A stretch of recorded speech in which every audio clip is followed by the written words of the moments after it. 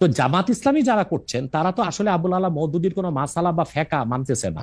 এবং জামাত ইসলামী তো অসংখ্য লোক আমি দেখেছি দক্ষিণ চট্টগ্রামে, তারা আমাদের মতো কট্টর সুন্নি, অর্থাৎ তারা মিলাদ কিয়াম করতেছে, তারা পিরি মুরিদি মানতেছে, কিন্তু রাজনৈতিকভাবে তারা জামাত ইসলামী করতেছে।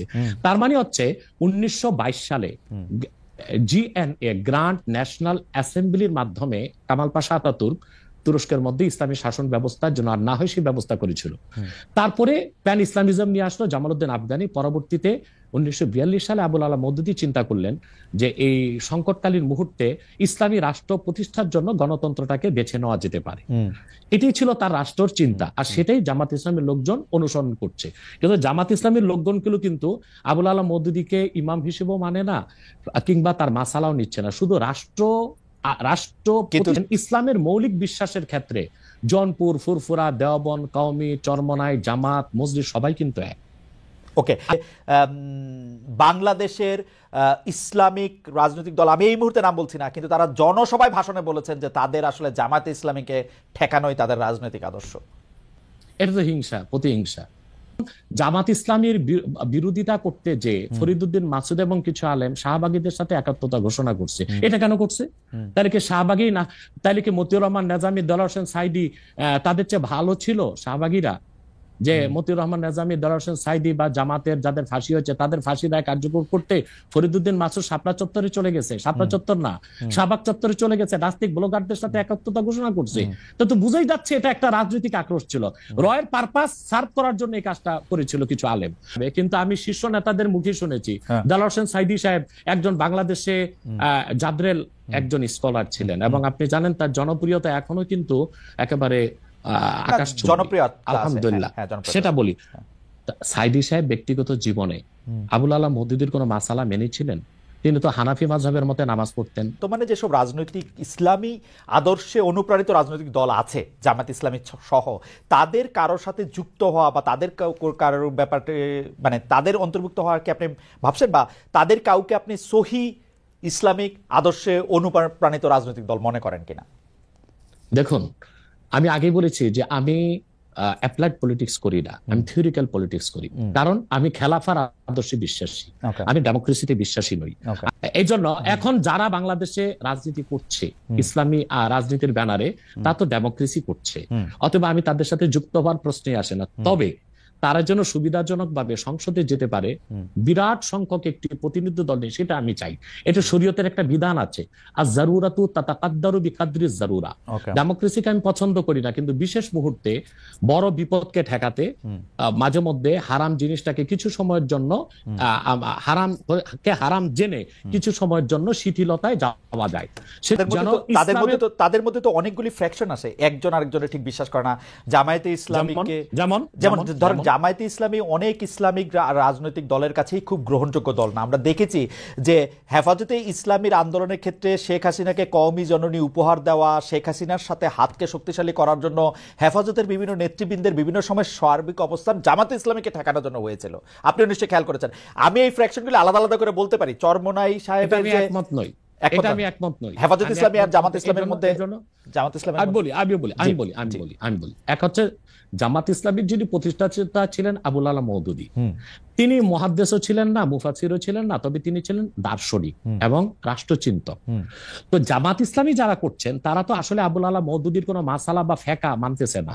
এবং জামাত ইসলামী তো অসংখ্য লোক আমি দেখেছি দক্ষিণ চট্টগ্রামে, তারা আমাদের মতো কট্টর সুন্নি, অর্থাৎ তারা মিলাদ কিয়াম করতেছে, তারা পিরি মুরিদি মানতেছে, কিন্তু রাজনৈতিকভাবে তারা জামাত ইসলামী করতেছে। তার মানে হচ্ছে 1922 সালে জিএনএ গ্র্যান্ড ন্যাশনাল অ্যাসেম্বলির মাধ্যমে কামাল পাশা আতাতুর্ক তুরস্কের মধ্যে ইসলামী শাসন ব্যবস্থার জন্য আর না হয় সেই ব্যবস্থা করেছিল। তারপরে প্যান ইসলামিজম নিয়ে আসলো জামালউদ্দিন আফগানি। পরবর্তীতে 1942 সালে আবুল আলা মওদুদি চিন্তা করলেন যে এই সংকটকালীন মুহূর্তে ইসলামী রাষ্ট্র প্রতিষ্ঠার জন্য গণতন্ত্রটাকে বেছে নেওয়া যেতে পারে। এটাই ছিল তার রাষ্ট্রের চিন্তা, আর সেটাই জামাত ইসলামের লোকজন অনুসরণ করছে। কিন্তু জামাত ইসলামের লোকজনগুলো কিন্তু আবুল আলা মওদুদিকে ইমাম হিসেবেও মানে না, কিংবা তার মাসালাও নিচ্ছে না। শুধু রাষ্ট্র। কিন্তু ডক্টর আব্বাসী এই কথাটা আপনি বলতেছেন, আমি তো জামায়াতের কোন নেতার মুখে এরকম শুনি নাই। আমি বলছি এখন ইসলামী একটি রাষ্ট্র প্রতিষ্ঠার জন্য তারা আবুল আলা মওদুদির রাষ্ট্র চিন্তাটা নিয়েছে।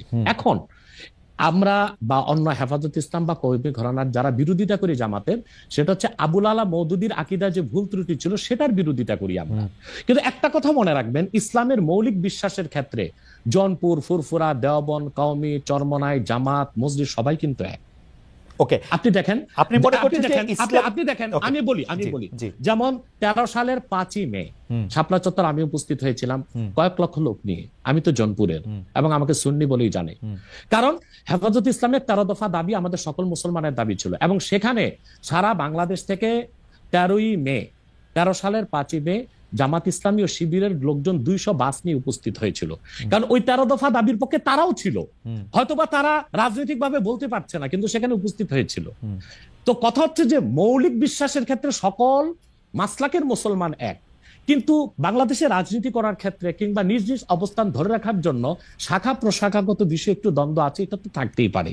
একটা ঘরে যদি 5টা ভাই থাকে, 5 ভাই কি আপনি যেটাকে শাখা প্রশাখাগত দ্বন্দ্ব বলতেছেন, সেই দ্বন্দ্ব আমরা অনেক সময় অনেক প্রকট দেখি। কেউ কেউ বলেন যে একজন আরেকজনকে বলেন যে তারা আসলে নাস্তিকদের থেকেও খারাপ, আরেকজন আরেকজনকে বলেন তারা বিধর্মী থেকেও খারাপ, একজন আলেম আরেকজন আলেমকে বলেন, সেগুলি আমরা শুনি এবং রাজনৈতিক কারণে বলেন। অনেক সময় সেটি মানে কোনো বিষয়ের ব্যাখ্যা দিতে গিয়া না, রাজনৈতিক অবস্থানের কারণে বলেন। আমরা দেখেছি যে বাংলাদেশের ইসলামিক রাজনৈতিক দল, আমি এই মুহূর্তে নাম বলছি না, কিন্তু তারা জনসভায় ভাষণে বলেছেন যে তাদের আসলে জামাতে ইসলামীকে ঠেকানোই তাদের রাজনৈতিক আদর্শ।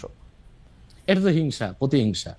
তো সেইটা তো আমি বলি একটা আপনাকে উদাহরণ দিচ্ছি, যেমন জামাত ইসলামীর যারা বিরোধিতা চরম পড়ে, আমি তো জামাত ইসলামের সমালোচনা করি গঠনমূলক, যেটা তাদের সংশোধন করা দরকার সেটা করতে হবে, কিন্তু আমি কি কখনো বলতে পারি যে জামাতের লোকজন নাস্তিকদের চেয়েও খারাপ? এটা কি বলা যায়? আপনি বলুন। এখন মনে করেন 13ই মে আপনি বলছেন, সেটা বলছি না, কিন্তু আমি বলছি একজন ইসলামী আলেম বলে আমরা একজনকে চিনি, তিনি আরেকজনকে বলতেছেন। আমি তাকে চিনি। ওই লোকটা যে লোকটা বলেছেন তার নামটা আমিও নিব না, কিন্তু বাংলাদেশে এমন অনেক ইসলামী রাজনীতির ব্যানারে রাজনীতি করছেন যারা কিনা মোসাদ বা র কিংবা সিআই এর পেইড এজেন্ট হয়ে বসে আছেন। এখন রাজনৈতিক আক্রোশে অনেকে অনেক কথাই বলে, যেমন জামাত ইসলামীর বিরোধিতা করতে যে ফরিদউদ্দিন মাসুদ এবং কিছু আলেম শাহবাগীদের সাথে একাত্মতা ঘোষণা করছে। এটা কেন করছে? তাহলে কি শাহবাগী না, তাহলে কি মতিউর রহমান নেজামী, দেলোয়ার হোসেন সাইদি তাদের চেয়ে ভালো ছিল শাহবাগীরা? যে মতিউর রহমান নেজামী, দেলোয়ার হোসেন সাইদি বা জামাতের যাদের ফাঁসি হয়েছে তাদের ফাঁসি রায় কার্যকর করতে ফরিদউদ্দিন মাসুদ শাপলা চত্বরে চলে গেছে, শাপলা চত্বর না শাহবাগ চত্বরে চলে গেছে, নাস্তিক ব্লগারদের সাথে একাত্মতা ঘোষণা করছে। তো বুঝাই যাচ্ছে এটা একটা রাজনৈতিক আক্রোশ ছিল, রয়ের পারপাস সার্ভ করার জন্য এই কাজটা করেছিল কিছু আলেম। অথবা ওই ধরনের কোন আলেম কি বললো, তার মুরিদ কত, তার জনসংখ্যা কত, সেটা কোনো দেখার বিষয় না। সেটা বুঝাই যাচ্ছে কোন একটা ইন্টেনশন থেকে সে কাজটা করেছে বা বলেছে। কিন্তু আমাদেরকে তো ইনসাফে থাকতে হবে। আমরা আবুল আলা মওদুদীর বা জামাত ইসলামীর সমালোচনা গঠনমূলক ভাবে করে আসছি, করতেছি।